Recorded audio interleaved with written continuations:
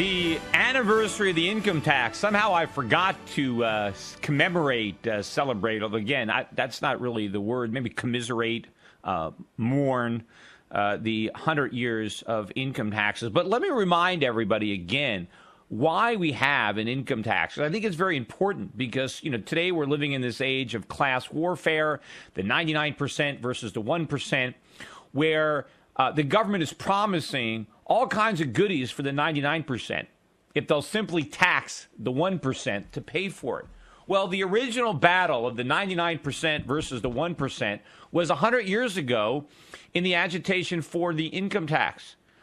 Why did the American public approve an income tax? I mean, you would think today, income tax is miserable. Why would the people want an income tax, given the misery that we all suffer having to pay that tax? Although not all of us, because a lot of us don't pay it. Only about half the country now pays the tax. Well, the reason is because 99% of the country weren't going to pay the tax. Believe it or not, the income tax was about a tax cut for the 99%. Back in 1913 or before 1913, pretty much the main income tax, the main federal taxes that people paid were tariffs, taxes on products imported into the United States. That was the big deal.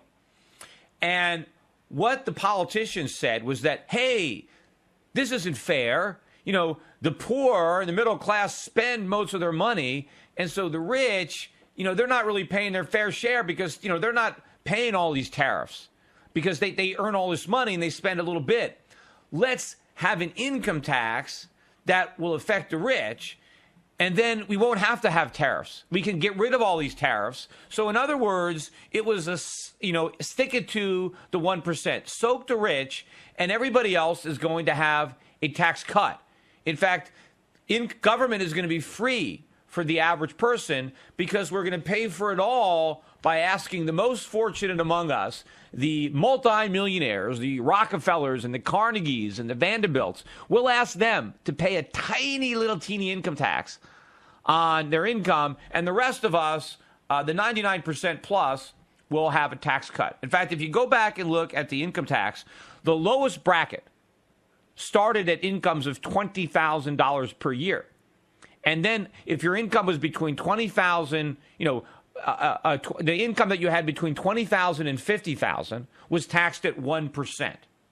So anything below $20,000, you paid no income taxes. And between $20,000 and $50,000, you paid 1%. Now, to put that in perspective, gold was $20 an ounce back then. So if you take $1,300 gold right now to adjust for inflation, that initial tax bracket in today's dollars would apply to incomes between $1.3 and $3.25 million. How many Americans today earn more than $1.3 million a year? Not very many. This wouldn't even affect the top 1%. This is a tax that would have affected the top 1% of the top 1%, if that. And only 1%. 1%. Now, if your income was $500,000 a year, which is, tens of millions today, right? Then you got into the top bracket. The top bracket, 6%. 6%. That was it. Now, the American voters bought this. They swallowed the bait.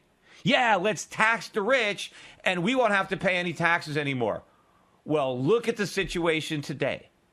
Today, the income tax hits poor people, middle-class people, with higher rates than anything even envisioned for Rockefeller and Carnegie and Mellon and those guys. Think about it. Today, you pay that the lowest bracket is 10%, and it starts at your first dollar. Now, yes, there is an exemption, but that exemption was much bigger back in 1913 than it is now.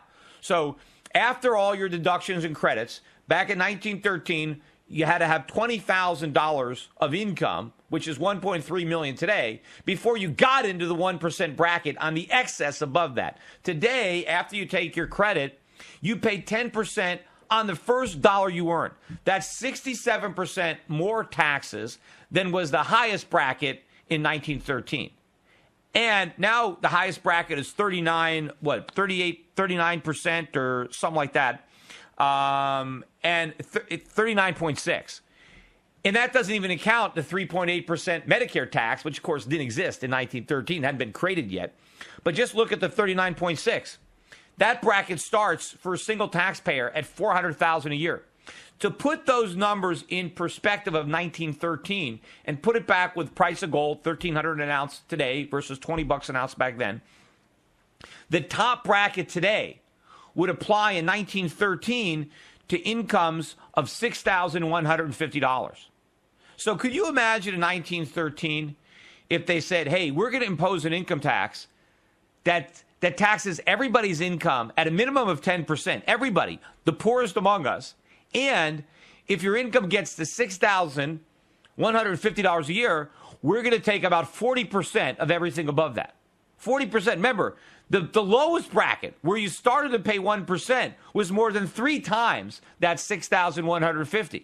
But now, people that were totally exempt from the income tax in 1913, whose incomes could triple, and they would still be completely exempt from a 1913 income tax, now get hit with the highest possible bracket, 39.6%, which is, Rockefeller was taxed at 6%. So 39 divided by 6, that's 6.5 times. That's a six and a half times bigger tax, higher tax than what, the richest people in America, the richest people in the world, because the richest Americans were the richest people in the world back in 1913. So now, we're taxing people that, just are high income earners, not super rich, because $400,000 today, yes, it's a good income, but it's nothing like the 1.3 million that you needed to get in 1913 equivalent dollars before you were asked to pay 1%. 1%. And now it's 40 times that in that bracket. And you know what? They still want more. So whenever you hear somebody talking about, hey, I got a new idea, a politician tries to come with you and say, hey, I got a new benefit, goodies for you, and don't worry, it won't cost you anything because we'll make the rich pay for it. Yeah, when any politician tells you about all the free stuff you're going to get if you'll just let them impose a new tax on the rich, think about the income tax. Think about how much you enjoy paying income taxes every year, and don't swallow the bait. Don't fall for it. That's how the government works. It's that camel's nose under the tent. It didn't take long. It only took a few years before they jacked that income tax rate up in 1913, sky high. The government operates quick. Once they get you, they get you. Once you fall for their trick, once you buy into this class warfare nonsense, which is very popular with voters, they got you.